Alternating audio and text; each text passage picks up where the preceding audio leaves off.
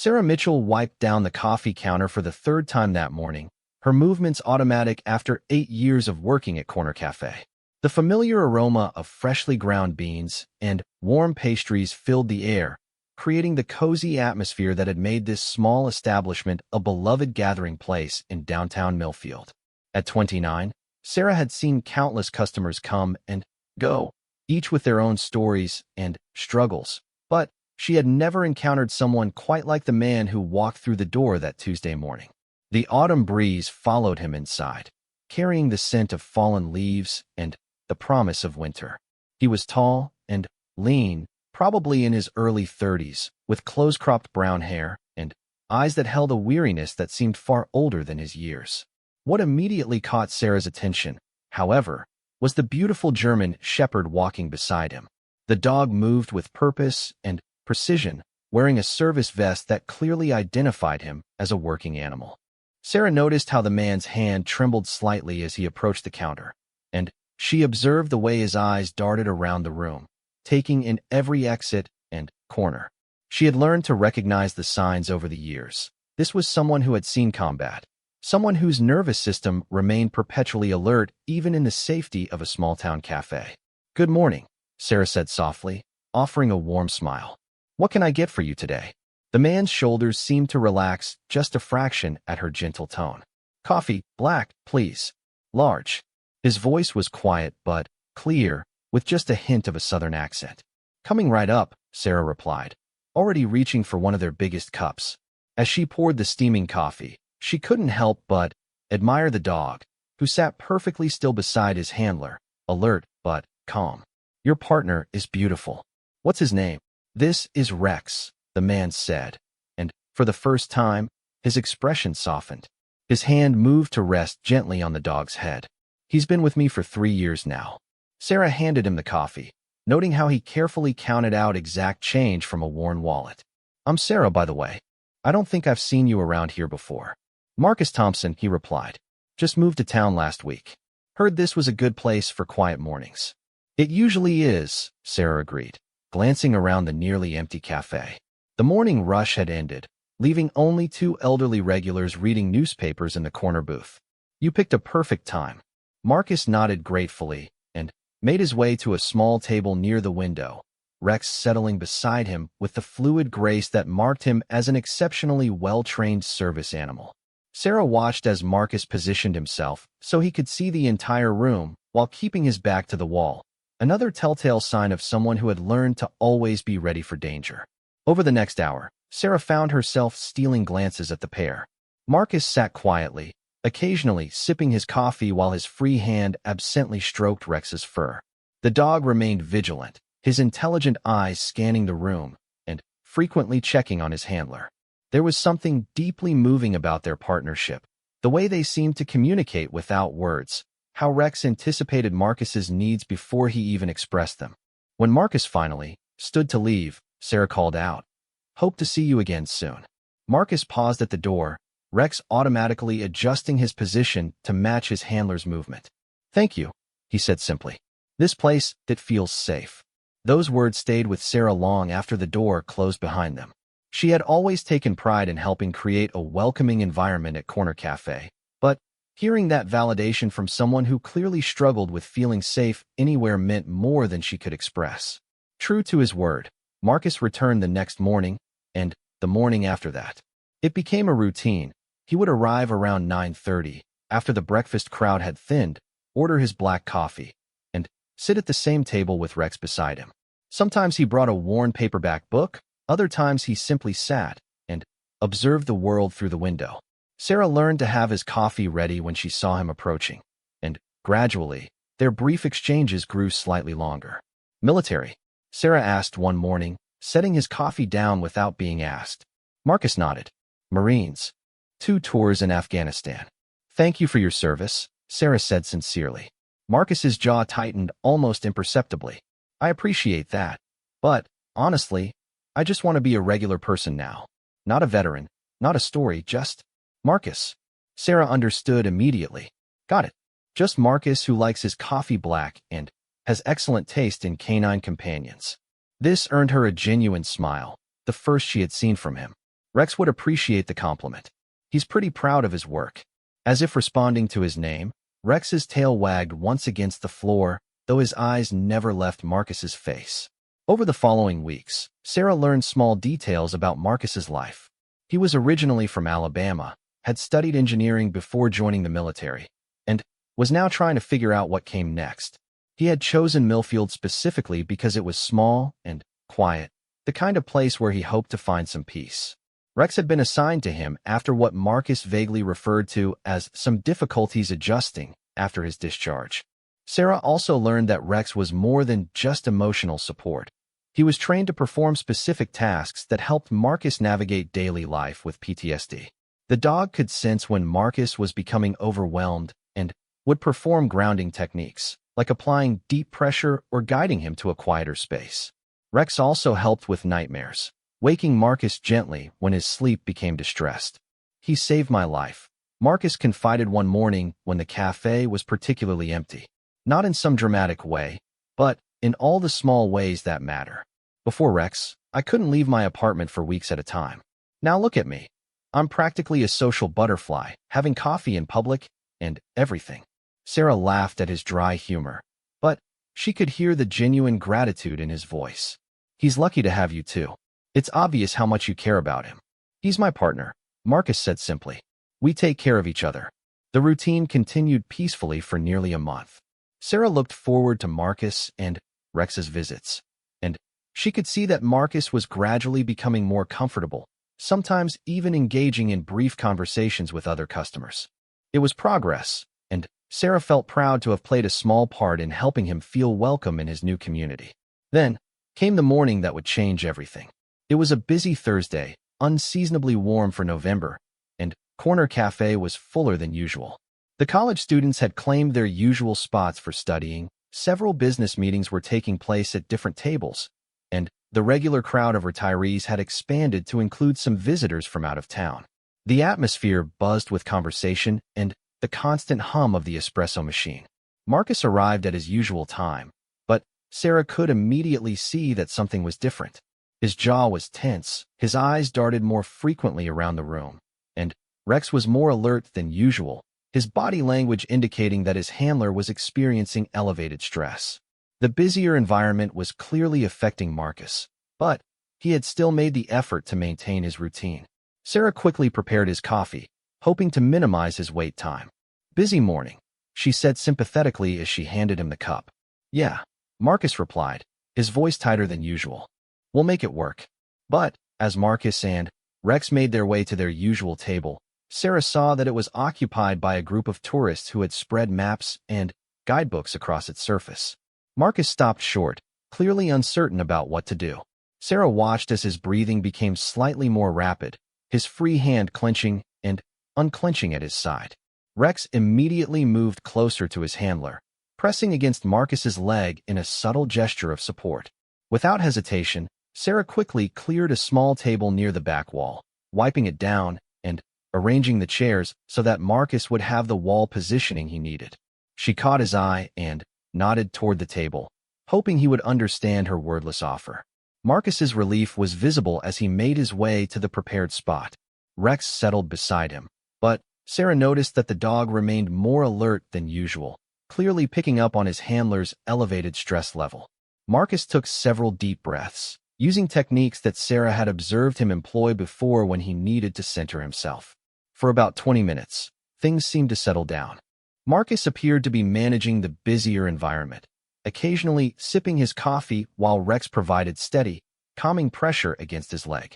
Sarah checked on them periodically while serving other customers, offering encouraging smiles when their eyes met.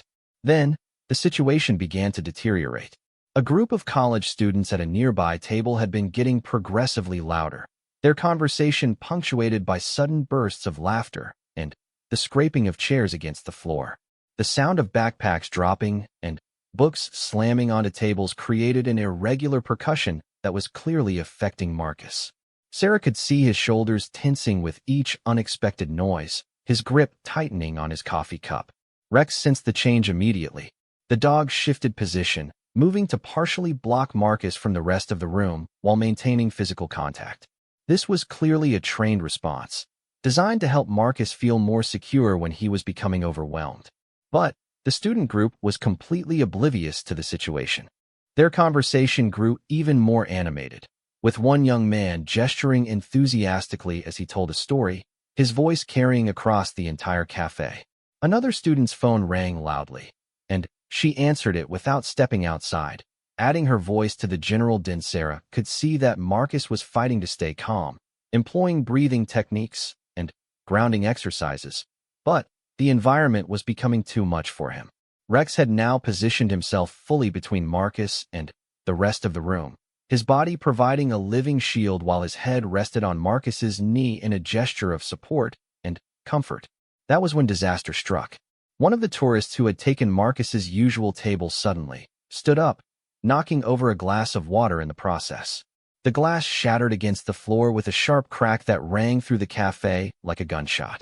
The sound was followed by exclamations of surprise and the scraping of multiple chairs as people moved away from the spreading water. Marcus's reaction was immediate and visceral. Sarah saw his whole body go rigid, his face draining of color as his breathing became rapid and shallow. His eyes went wide and unfocused, clearly no longer seeing the safe environment of the cafe, but something far more dangerous from his past. Rex immediately went into action, moving to perform what Sarah recognized as a trained intervention for a panic attack. But the damage was spreading. The commotion from the broken glass had attracted the attention of everyone in the cafe, and well-meaning customers began approaching to help clean up the mess. Their movement and voices only added to the chaos that was overwhelming Marcus's already overtaxed nervous system. Sarah moved quickly, grabbing a towel and heading toward the broken glass, hoping to clear the area and restore some quiet. But as she knelt to clean up the water and glass shards, she heard a voice that made her blood run cold. "Excuse me, but that dog needs to be removed from the premises immediately." Sarah looked up to see Corner Cafe's owner, Robert Hayes, standing beside Marcus's table with his arms crossed and a stern expression on his face. Hayes was a thin, sharp-featured man in his 50s who cared more about the bottom line than customer service, and he was clearly angry about something. "Sir, this is a service dog," Sarah said quickly, standing up with the wet towel in her hands. "He's legally allowed to be here." "I don't care what kind of dog it is," Hayes snapped, his voice loud enough to attract even more attention. "I've had 3 complaints this morning about that animal being in here, and I'm not going to lose customers because some people think the rules don't apply to them." Sarah felt her heart sink. She could see that Marcus was in the middle of a severe panic attack, his breathing coming in short gasps while Rex worked to keep him grounded. This was exactly the worst possible time for a confrontation, and Hayes was making everything infinitely worse with his loud, aggressive approach. "Mr. Hayes," Sarah said as calmly as she could manage, "this gentleman is a veteran, and Rex is his trained service dog. They have every legal right to be here, and they're not bothering anyone." "Don't lecture me about legal rights in my own establishment," Hayes shot back. "I've been running this place for 15 years, and I know what's good for business. That dog goes, or they both go." End of discussion. The entire cafe had gone silent now, all conversations stopping as customers stared at the unfolding scene. Sarah could see Marcus struggling to respond to the confrontation, but his panic attack was intensifying under the added stress. Rex was doing everything he could to help, but even his extensive training couldn't overcome the hostile environment that Hayes was creating. "Please," Sarah said desperately, "just give me 5 minutes to help them get settled. Once things calm down." "No," Hayes interrupted harshly. "I want them out of here now. And, Sarah, if you can't follow simple instructions about enforcing cafe policy, maybe you need to reconsider whether you want to keep working here." The threat hung in the air like a challenge. Sarah looked at Marcus, who was clearly in distress, then at Rex, who was working so hard to help his handler through the crisis. She thought about Marcus's words from that first day. "This place, it feels safe." She thought about how hard he had worked to build a routine, to find a small corner of peace in a world that often felt dangerous and unpredictable. And she thought about what kind of person she wanted to be when it really mattered. Sarah set down the towel and walked over to Marcus's table. She knelt down beside his chair, speaking in the same soft, calm voice she had used that first morning. Marcus, I'm here. You're safe. Rex is here with you. And I'm not going anywhere. Sarah's calm voice seemed to cut through the chaos in Marcus's mind like a lifeline. She watched as his wild, unfocused eyes gradually found hers. And she could see him fighting to return to the present moment. Rex continued his trained work, applying gentle pressure against Marcus's leg while maintaining his protective position. But Sarah knew that her presence was helping too. That's it, she murmured encouragingly. Just focus on my voice and Rex's pressure. You're in Corner Café. It's Thursday morning. You're safe. Behind her, she could hear Hayes growing more agitated. Sarah, I'm warning you. Get away from that table right now, or you're fired. Sarah didn't turn around. Instead, she kept her attention focused entirely on Marcus, who was slowly beginning to respond to her grounding technique. His breathing was still rapid, but it was becoming more controlled, and she could see awareness returning to his eyes. I need you to tell me 3 things you can see, Sarah said gently, using a technique she had researched after learning about Marcus's condition. She had spent her own time learning how to help people with PTSD, wanting to be prepared if Marcus ever needed support. Marcus blinked several times, his gaze moving around the immediate area. I can see Rex, he managed to say, his voice barely above a whisper. Good. That's 1. What else? Your apron. Blue apron. His breathing was slowing down incrementally. Perfect. 1 more thing. Marcus looked down at the table. Coffee cup.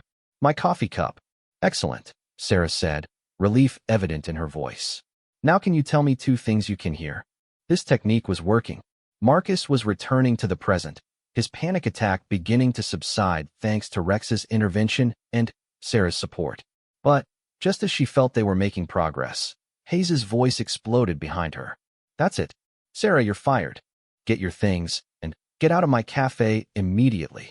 The shouted words hit Marcus like a physical blow. Sarah saw his progress instantly reverse as his body went rigid again, the panic returning with renewed force. Rex whined softly, pressing even closer to his handler as he recognized the setback. This time, Sarah did turn around, rising to her feet to face Hayes directly. The entire cafe was watching the confrontation now, customers shifting uncomfortably in their seats as they witnessed the owner's callous treatment of both his employee and a customer in obvious distress. Mr. Hayes, Sarah said, her voice steady despite the anger building inside her. You're making this situation worse. This man is a veteran having a medical emergency, and your behavior is my behavior. Hayes interrupted, his face flushing red with anger. My behavior is protecting my business from liability and maintaining standards that keep customers coming back. I don't care if he's a veteran, a senator, or the Pope himself. The dog goes, or they both go, and you're done here either way. The callousness of his words sent a murmur of disapproval through the watching customers. Sarah could see several people shaking their heads in disgust, and she heard someone mutter, "That's awful." But Hayes was too focused on asserting his authority to notice the crowd's reaction. I'm calling the police to have them both removed for trespassing, and I want you out of here before I call your references, and make sure you never work in food service again. Sarah felt something shift inside her as she listened to Hayes threaten not only Marcus but her own future livelihood. She looked down at Marcus, who was struggling with renewed panic, and at Rex, who was working so hard to help his handler through the crisis. She thought about all the mornings they had spent building trust and routine, about Marcus's quiet determination to rebuild his life after serving his country, about the simple human dignity that Hayes was so willing to trample. The choice, when it came, felt surprisingly easy. No, Sarah said simply. Hayes's eyebrows shot up. Excuse me. I said no. Sarah's voice was calm but firm. I won't leave Marcus when he needs help, and I won't stand by while you humiliate a veteran and his service dog. Then, you're fired for insubordination, Hayes snapped.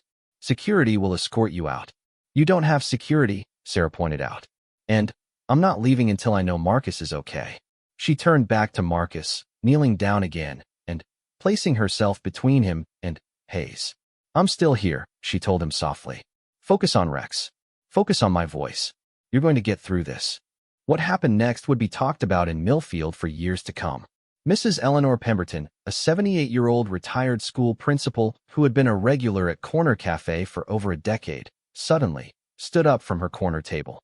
She was a small woman, barely 5 feet tall, but she carried herself with the dignity and authority that came from 40 years of managing teenagers. "Robert Hayes," she said, her voice cutting through the tension like a sword. "You should be ashamed of yourself." Hayes spun around, clearly caught off guard by the elderly woman's intervention. "Mrs. Pemberton, this doesn't concern you. It concerns every decent person in this room." Mrs. Pemberton interrupted, walking slowly but purposefully toward the confrontation. "That young man served our country, and that dog is helping him cope with wounds we can't see. And you're treating them both like criminals." Other customers were beginning to stand up now, their silence broken by Mrs. Pemberton's courage. Tom Rodriguez, a local contractor who often stopped by for morning coffee, stepped forward. "She's right," he said firmly. "This is wrong, Hayes. Service dogs are protected by law, and that young lady is just trying to help someone in need." "Mind your own business," Hayes shot back, but his voice lacked its earlier confidence. He was clearly unprepared for a customer uprising. "This is our business," said Janet Mitchell, a nurse at the local hospital. "We come here because it's supposed to be a community space, a place where people are treated with respect. What you're doing isn't just wrong, it's illegal." Sarah felt a surge of gratitude as more customers joined the growing chorus of disapproval. She had expected to face Hayes's anger alone, but the community was rallying around Marcus and Rex in a way that brought tears to her eyes. Meanwhile, Marcus's condition was slowly stabilizing again. The supportive voices around him seemed to be having a positive effect, and Rex's continued presence was helping him work through the panic attack. Sarah could see him beginning to ground himself again, his breathing becoming more controlled. "3 more things you can see," Sarah prompted quietly, continuing the grounding exercise despite the chaos around them.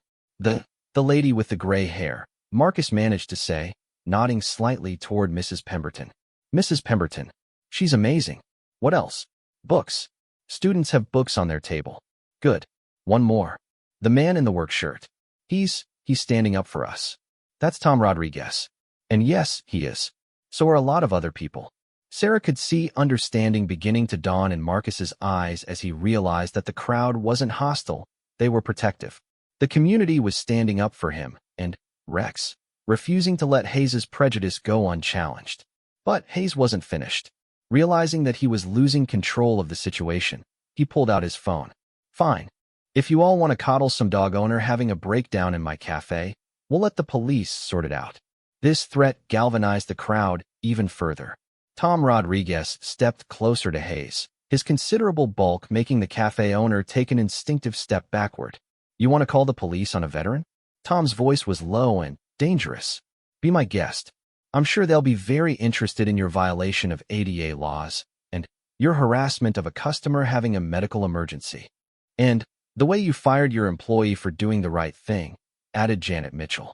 Mrs. Pemberton had reached Marcus's table by now, and she addressed him directly, her voice gentle but strong. "Young man, I want you to know that not everyone in this town is like Mr. Hayes. You and your beautiful dog are welcome here, and we won't let anyone treat you badly." Marcus looked up at her, still struggling with the aftermath of his panic attack, but clearly moved by her kindness. "Thank you," he whispered. "Thank you for your service," Mrs. Pemberton replied. "My late husband was a veteran too. I know something about what you've been through, and I know what courage it takes to build a new life." Sarah watched this exchange with growing emotion.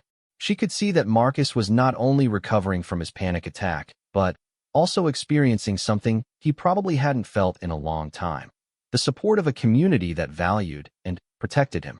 Rex seemed to sense the shift in atmosphere too. While he remained alert and ready to assist Marcus, his body language had relaxed slightly, recognizing that the immediate threat had passed and that allies surrounded his handler. Hayes, meanwhile, was discovering that calling the police wasn't going to solve his problem the way he had expected. When the dispatcher asked about the nature of the emergency, he found himself struggling to explain exactly why he needed law enforcement assistance. "I have a customer causing a disturbance with an unauthorized animal," he finally said, but even he seemed to realize how weak this sounded. The dispatcher's response was professional but pointed. Sir, if this is a service animal, it's protected under federal law. Has the customer or animal shown any aggressive behavior or caused actual damage to your property?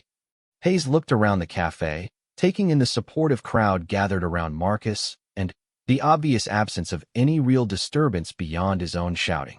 Well, no, but, sir, I'll send an officer to check on the situation, but I need to inform you that interfering with a service animal or discriminating against someone because of their disability is a federal crime. You might want to contact your lawyer. The dial tone that followed Hayes's stammering response was audible to several nearby customers, and word of the dispatcher's warning quickly spread through the crowd. Hayes's face had gone pale as he realized that his attempt to use authority to solve his problem had backfired spectacularly. Sarah used this moment of distraction to focus entirely on Marcus. "How are you feeling?" she asked softly. "Better," he replied, his voice stronger now. "Thanks to you. And Rex." And he looked around at the crowd of supportive customers, all of them. "They're good people," Sarah assured him. "This is what Millfield is really like. Mr. Hayes doesn't represent this community." As if to prove her point, several customers were now actively cleaning up the water and glass from the earlier accident, working together to restore order without being asked.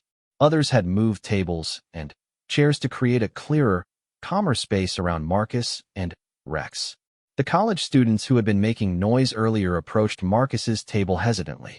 The young man who had been telling the loud story spoke up first. "Hey, man, we're really sorry about being so loud earlier. We didn't realize." He trailed off, unsure how to finish. "It's okay," Marcus replied. "You didn't know?" "Yeah, but we should have been more aware," the student insisted. "My uncle has PTSD from Vietnam, and I know how certain sounds can affect him. We'll be more careful." "I appreciate that," Marcus said, and Sarah could see that this simple acknowledgement meant a great deal to him. Tom Rodriguez had been keeping a watchful eye on Hayes, making sure the owner didn't try to escalate the situation further. Now he approached Marcus's table with genuine concern. "Sir, I just want you to know that my construction company employs several veterans, and we've learned a lot about PTSD and service dogs. If you ever need anything, I mean anything, you call me." He pulled a business card from his wallet and placed it on the table.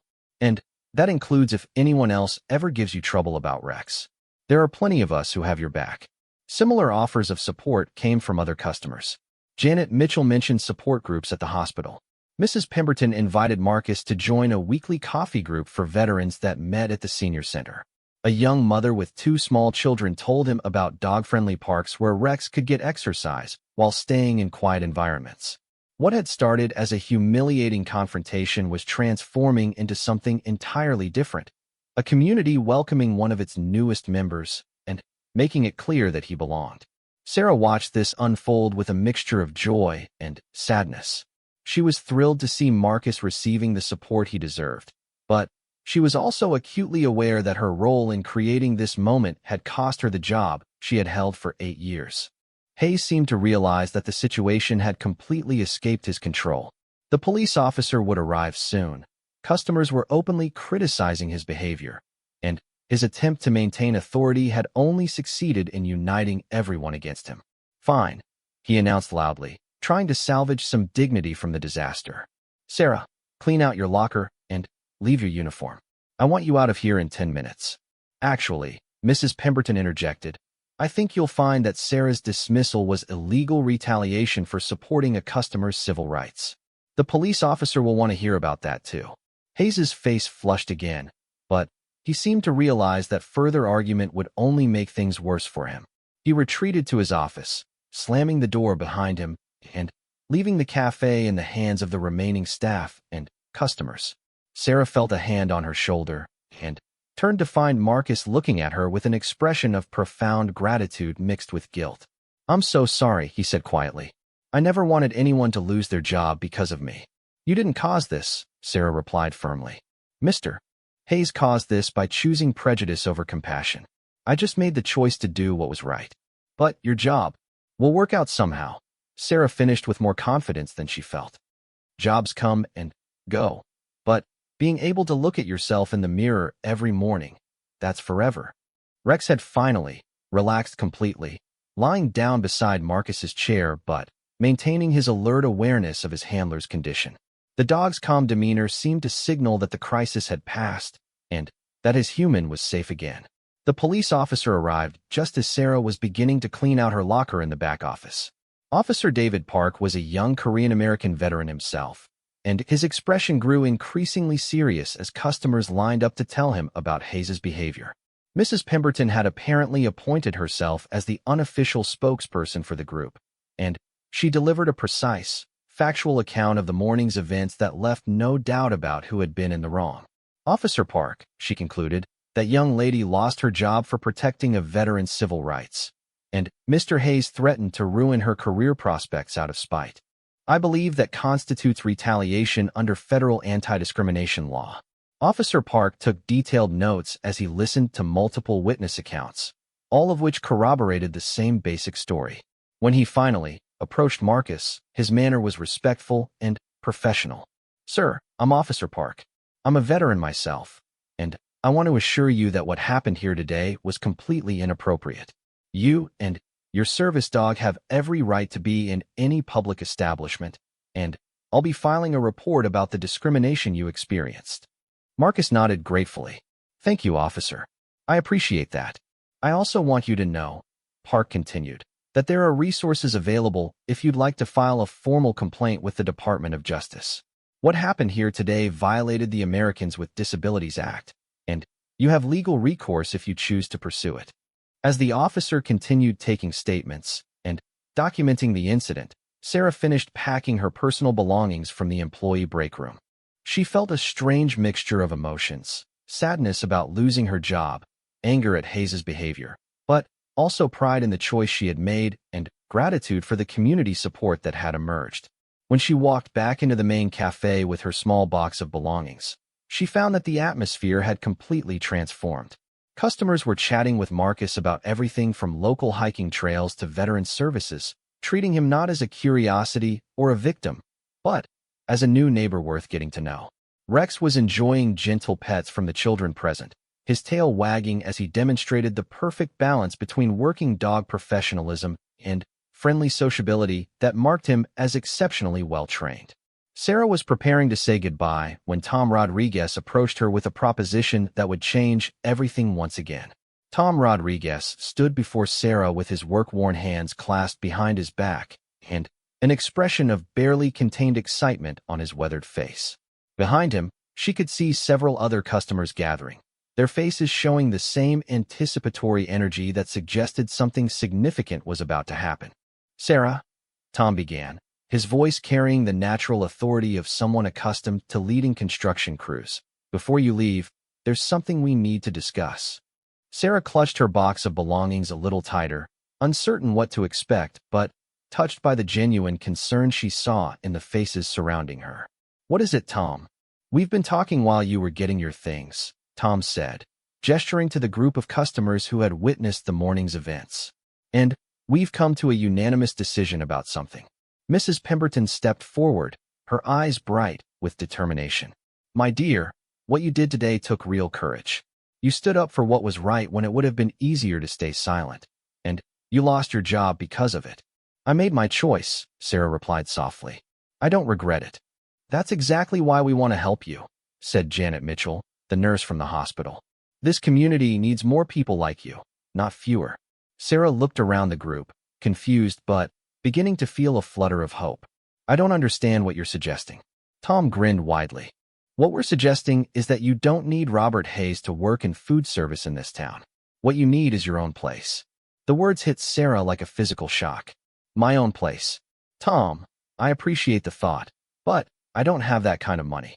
Starting a restaurant or cafe requires startup capital, equipment, and customers," Mrs. Pemberton interrupted smoothly. "As it happens, we think we can help with all three." Sarah stared at them, not daring to believe what she was hearing. "What do you mean?" Tom pulled out his phone and showed her a photo of a storefront just 3 blocks away. The building was older but well-maintained, with large windows and a classic downtown architecture that would be perfect for a small cafe. "This place has been empty for 6 months," Tom explained. "The owner is my client, I've been doing renovation work on his other properties. He's been trying to lease it, but the right tenant hasn't come along yet. Tom's company has been upgrading the electrical and plumbing, added Janet. It's in excellent condition, and the previous tenant left behind most of the equipment needed for a cafe. Sarah felt her heart racing as she looked at the photo. The space was beautiful, with exposed brick walls and hardwood floors that would create exactly the warm, welcoming atmosphere she had always dreamed of creating. But even if the space is available, Sarah said, trying to keep her expectations realistic, I still need capital for inventory, licensing, insurance, marketing. The list of requirements seemed overwhelming. Mrs. Pemberton smiled knowingly.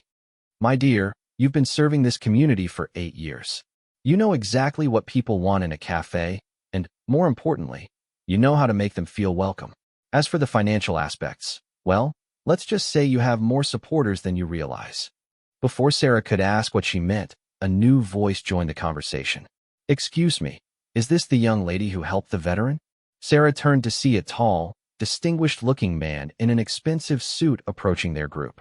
She didn't recognize him, but his bearing and confidence suggested he was someone important in the community. I'm David Brennan, the man introduced himself. I own Brennan Properties, most of the downtown commercial buildings, including the one Tom just showed you. Sarah's eyes widened. This was one of the most successful businessmen in the county, known for his philanthropy and community development projects. Mr. Brennan, Sarah managed to say, what brings you here? I was having breakfast at the diner across the street when I saw police cars and a crowd gathering, Brennan explained. I came over to make sure everything was all right, and I heard the most remarkable story about a young woman who sacrificed her job to protect a veteran's dignity. He looked around the cafe, taking in the scene of community solidarity that had emerged from the morning's conflict. I've been in business for 30 years, and I've learned that character matters more than capital when it comes to long-term success. What you did today tells me everything I need to know about your character. Sarah felt overwhelmed by the unexpected attention from such a prominent figure. That's very kind of you to say, but let me make you a proposition, Brennan continued. The building Tom showed you? I'll lease it to you for the first year at 50% of market rate. After that, if your business is successful, we'll negotiate a fair long-term agreement. And if you decide you want to buy the building eventually, I'll give you first option with owner financing. The generous offer left Sarah speechless. She looked around at the faces surrounding her, seeing nothing but encouragement and support from people who had been virtual strangers just hours earlier. There's more, Tom added with a grin. My crew and I have been looking for a community project to work on during our slow season. We'd be honored to do the renovation work at cost, just materials, no labor charges. And the Hospital Staff Association has a small business loan fund, Janet Mitchell chimed in. It's designed to help healthcare workers and other essential community members start their own businesses. I think cafe management definitely qualifies as essential community service. Mrs. Pemberton had been listening to these offers with obvious satisfaction, but now she spoke up with her own contribution. The Millfield Women's Club has been looking for ways to support local entrepreneurs, especially young women starting their own businesses. We have a discretionary fund that would be perfect for helping with your initial inventory and licensing costs. Sarah felt tears beginning to form in her eyes as the reality of what was being offered sank in. I can't believe this is happening. You're all being incredibly generous, but why? You barely know me. We know enough, said Tom firmly. We saw how you've treated Marcus these past few weeks, always making sure he felt comfortable and welcome. We saw how you stood up to Hayes when it mattered. And we've all experienced your kindness and professionalism over the years you've been working here. Marcus himself had been quietly listening to this conversation, and now he stood up slowly, Rex automatically adjusting position to stay beside him. If I may, Marcus said, his voice still somewhat shaky from the morning's events but growing stronger, I'd like to add something to these offers. Sarah turned to him in surprise. Marcus, you don't need to. Yes, I do. He interrupted gently. Before my deployment, I was a software engineer. I specialized in point-of-sale systems and inventory management for small businesses. If you're going to start a cafe, you'll need those systems set up properly. He took a deep breath before continuing. I've been trying to figure out how to get back into work that matters, something that would help me feel useful again. If you'll let me, I'd like to design and implement all your business systems pro bono. Consider it my way of saying thank you for everything you did today." Sarah wiped away a tear that had escaped despite her efforts at composure. "Marcus, that's incredibly generous, but are you sure you're ready for that kind of project?" Marcus glanced down at Rex, who looked back at him with complete confidence and trust. "I think it's exactly what I need. A chance to build something positive, to be part of a community that values kindness and stands up for what's right." Officer Park, who had been quietly documenting witness statements throughout this conversation, now approached the group with his own contribution to the growing movement. "I hope you don't mind my adding to this," Park said to Sarah, "but the Veterans Association I belong to has been looking for a community partner for our monthly meetings. We've been meeting at the VFW hall, but it's not really accessible for all our members, especially those with service dogs or mobility issues." He gestured toward the photo of the potential cafe space on Tom's phone. "If you do open your own place, would you consider hosting our meetings? We'd pay for the space rental and refreshments, of course. It would give us a more welcoming environment, and it would help your business build a steady customer base." Sarah looked around at all these faces, these people who had come together spontaneously to support not just her dreams, but the creation of a space that would serve their entire community better. The magnitude of their generosity was almost overwhelming. "I don't know what to say," she whispered. "This is beyond anything I ever imagined possible." "Say yes," Mrs. Pemberton urged with a warm smile. "Say yes to believing in yourself, yes to accepting help when it's offered with love, and yes to showing this community what real hospitality looks like." Before Sarah could respond, there was another interruption as the cafe door opened, and a group of people in military uniforms entered. The conversation fell silent as everyone turned to see what appeared to be several Marines in dress blues, led by a sergeant major whose bearing commanded immediate respect. The lead Marine surveyed the scene, taking in the crowd gathered around Sarah and Marcus, the protective stance of the community members, and the obvious signs that something significant had been happening. "Excuse me," the sergeant major said in a voice accustomed to being heard and obeyed. "We're looking for the establishment where a veteran and his service dog were discriminated against this morning. We received some calls about the situation." Officer Park stepped forward, recognizing a potential escalation. "Sergeant Major, I'm Officer Park, and I've been handling the incident. The situation has been resolved, and I've documented the discrimination complaint." The Marine's intense gaze moved to Marcus, and his expression softened slightly as he took in the young veteran and his service dog. "Son, I'm Sergeant Major Williams from the Marine Corps League. We heard what happened to you this morning, and we wanted to make sure you were getting the support you deserve."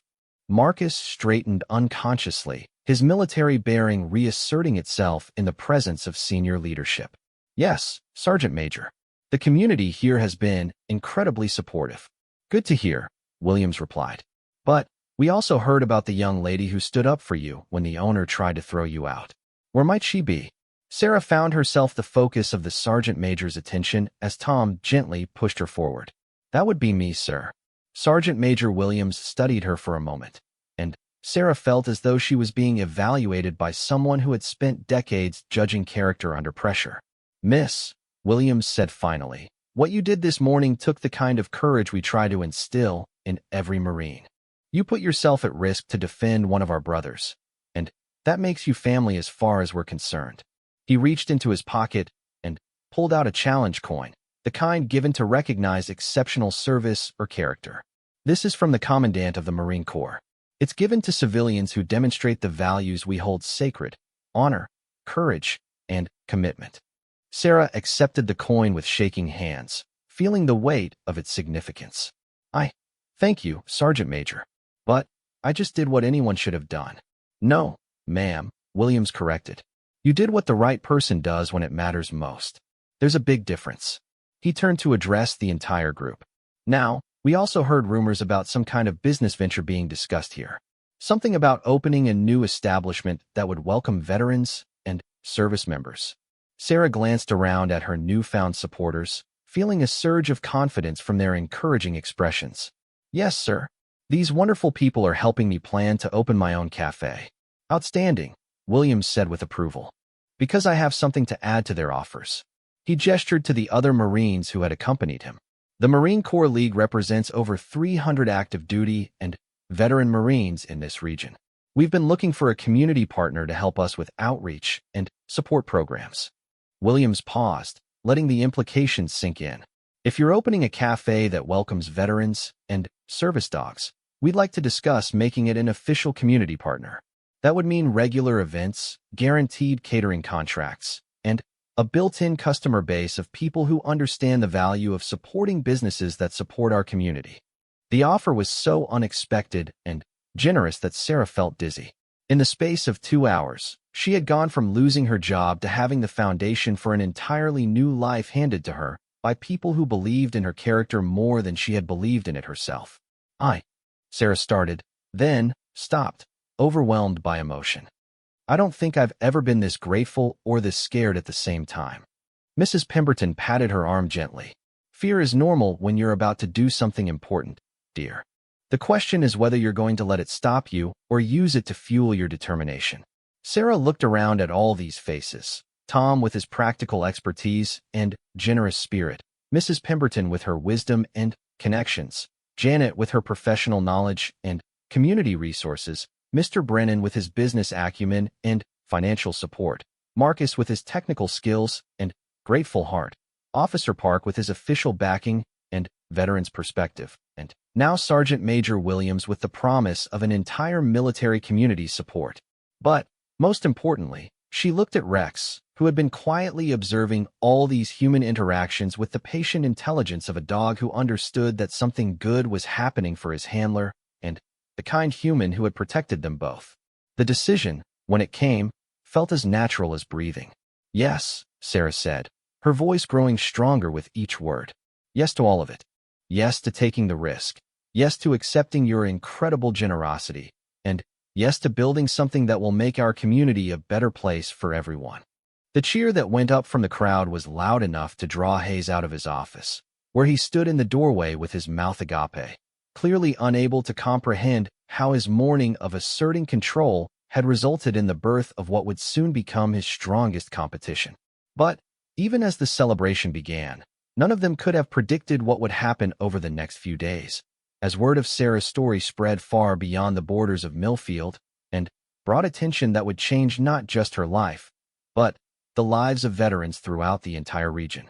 The first indication that Sarah's story was spreading beyond Millfield came that same afternoon when her phone began ringing constantly. Officer Park had filed his incident report, which included quotes from witnesses about Sarah's actions and the community's response. A reporter from the county newspaper had picked up the story, and from there it had begun to snowball with a speed that left everyone involved amazed. By Thursday evening, Sarah found herself sitting in Mrs. Pemberton's living room, surrounded by the same group of supporters who had rallied around her that morning, trying to process phone calls from news stations, offers from investors, and messages of support from around the country. This is unbelievable, Sarah said, staring at her phone as another notification popped up. Someone in California just offered to fund the entire cafe startup because they read about what happened online. Tom Rodriguez was sitting in Mrs. Pemberton's antique armchair, looking somewhat bewildered by the attention their small-town story was receiving. I've got contractors calling from 3 states away, offering to donate materials and labor. Apparently, the story hit some kind of veterans construction network. Marcus sat quietly in a corner with Rex beside him, still processing not only the morning's traumatic events, but the sudden spotlight that had followed. The past few hours had been overwhelming for someone who had come to Millfield seeking peace and quiet.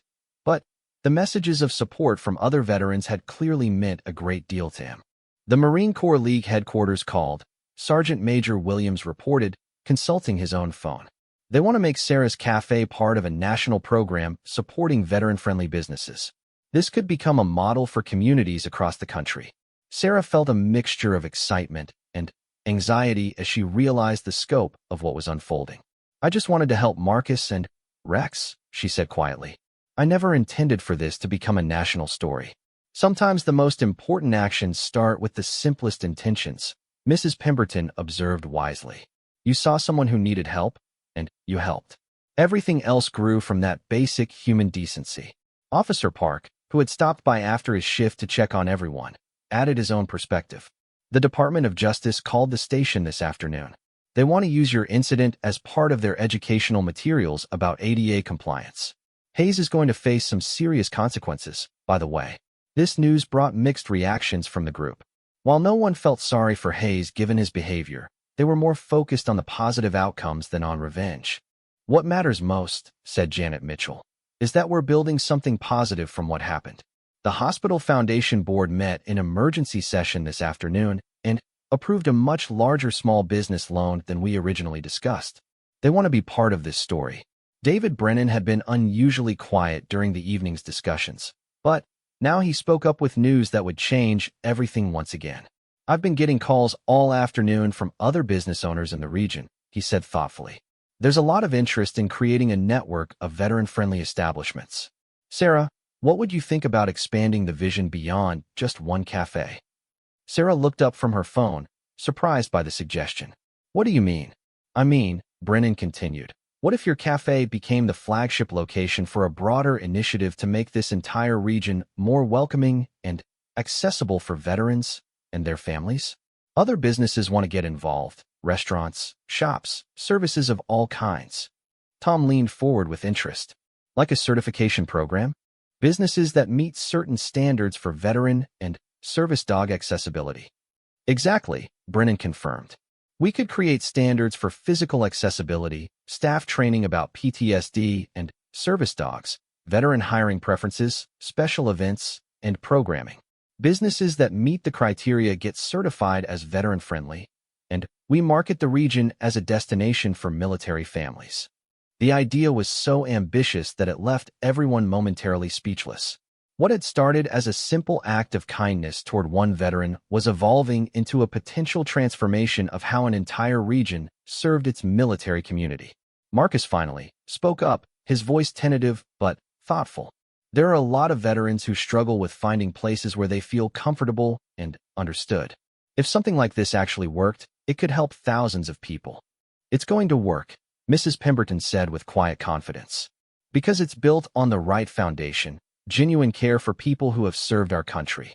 Sergeant Major Williams nodded in agreement. The Marine Corps League would absolutely support something like this. And I guarantee the other service organizations would too.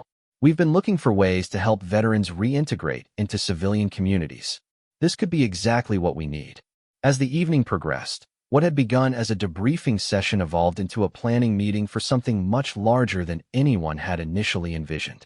Sarah found herself at the center of discussions about marketing strategies, certification criteria, funding sources, and partnership agreements. This is moving so fast, she said during a brief pause in the conversation. 3 days ago, my biggest concern was whether we had enough coffee beans for the morning rush. Now we're talking about changing how an entire region serves veterans. Sometimes life moves fast when you're doing the right thing, Tom observed. The question is whether you're ready to take on something this big. Sarah looked around the room at these people who had become not just supporters, but friends and partners in the span of a single day. She thought about Marcus, who was already looking more confident and hopeful than she had seen him since they first met. She thought about all the other veterans who might benefit from a community that truly understood and welcomed them. I'm scared, she admitted honestly, but I'm also more excited than I've ever been about anything in my life. The next few days passed in a blur of activity. Sarah officially signed the lease on her new cafe space, with David Brennan reducing the rent even further after seeing the national attention the project was receiving. Tom's construction crew began work immediately, donating their time, while suppliers across the region sent materials at cost or for free.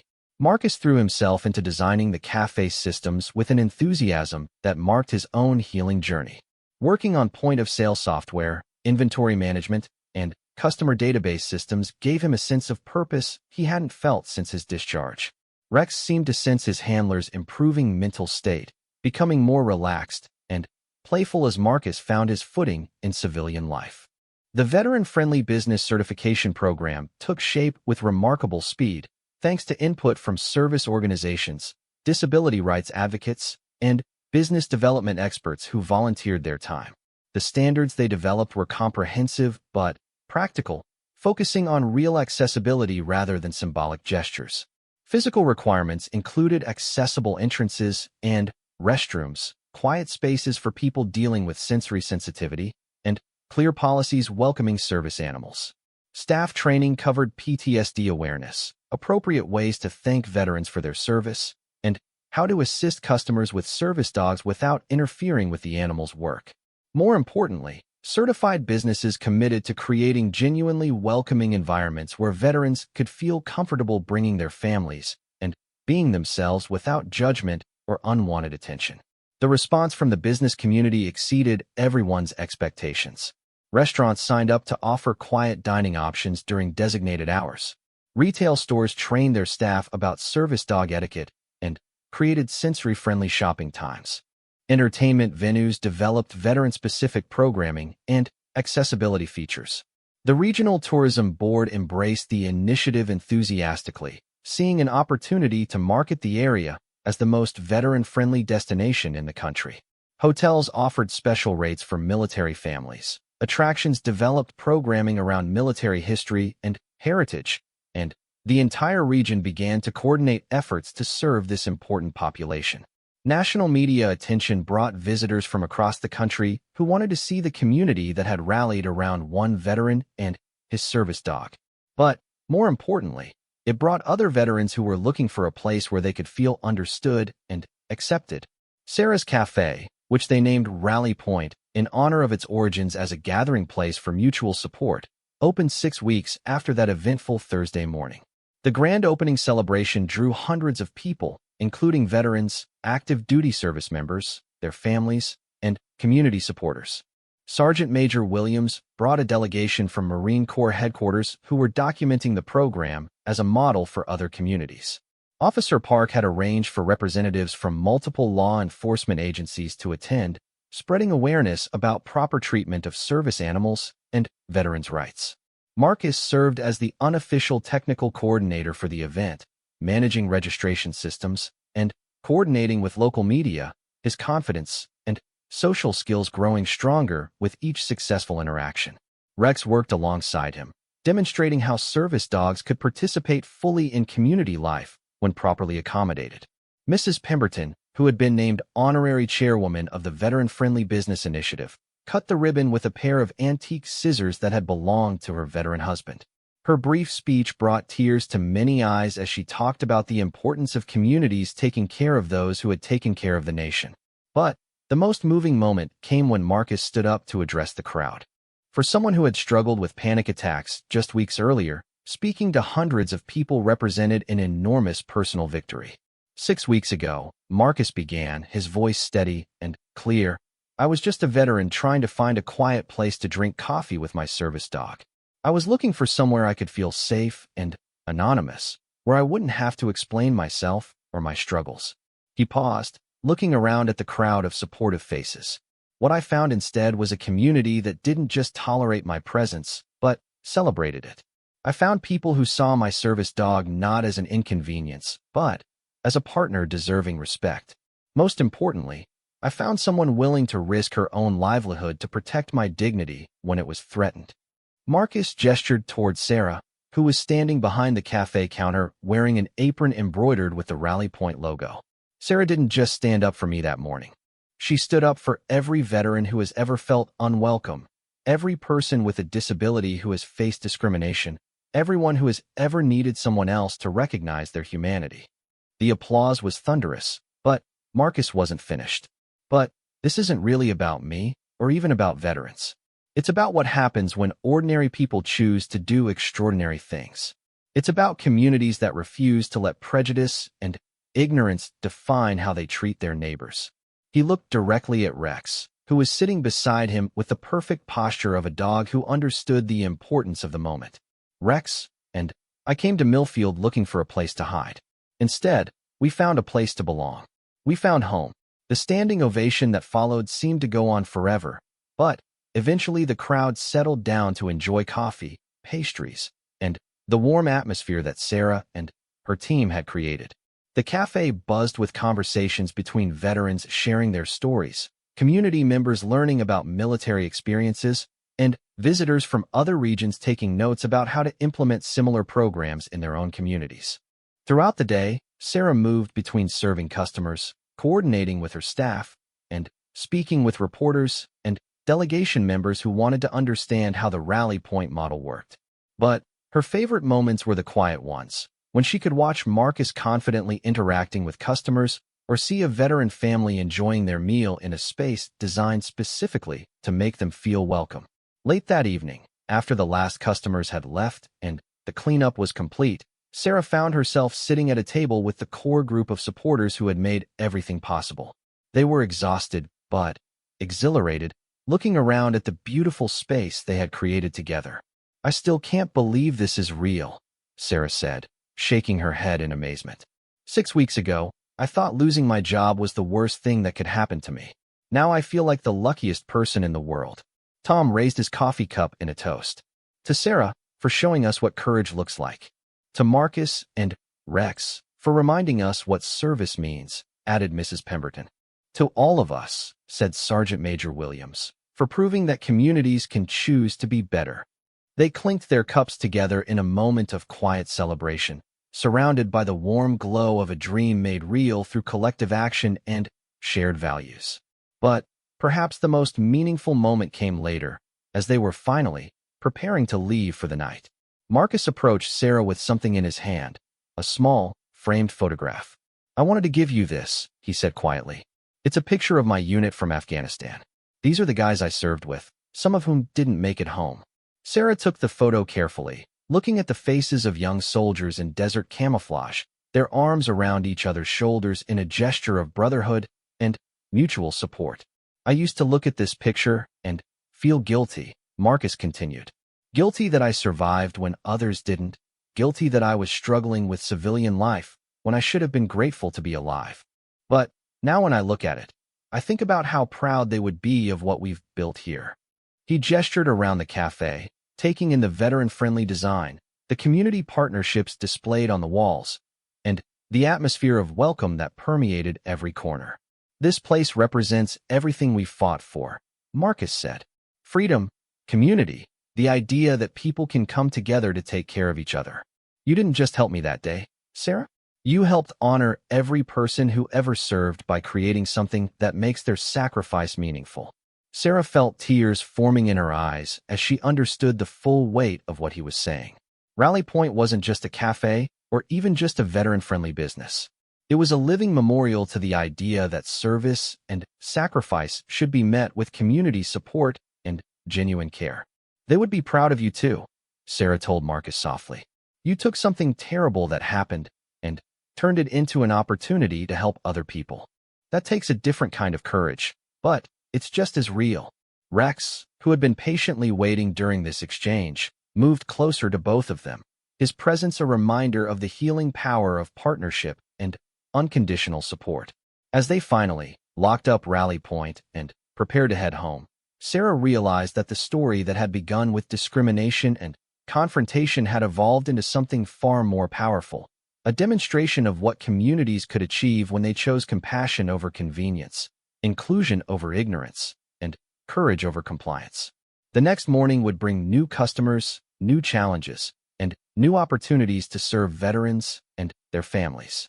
But it would also bring the quiet satisfaction of knowing that one moment of moral courage had rippled outward to create lasting change, not just for Marcus and Rex, but for countless others who would benefit from a community that truly understood the meaning of service. The woman who had been fired for aiding a veteran's dog had become the founder of a movement that would spread to dozens of communities across the country. But, more importantly, she had become part of a family of people committed to ensuring that no one who had served their country would ever again face the kind of discrimination that had started it all. In the end, that Thursday morning at Corner Café had taught everyone involved that the most powerful force for change isn't anger or outrage, but simply the willingness to stand up and say, "This is not who we are, and this is not who we're going to be." Sometimes, that's all it takes to transform the world.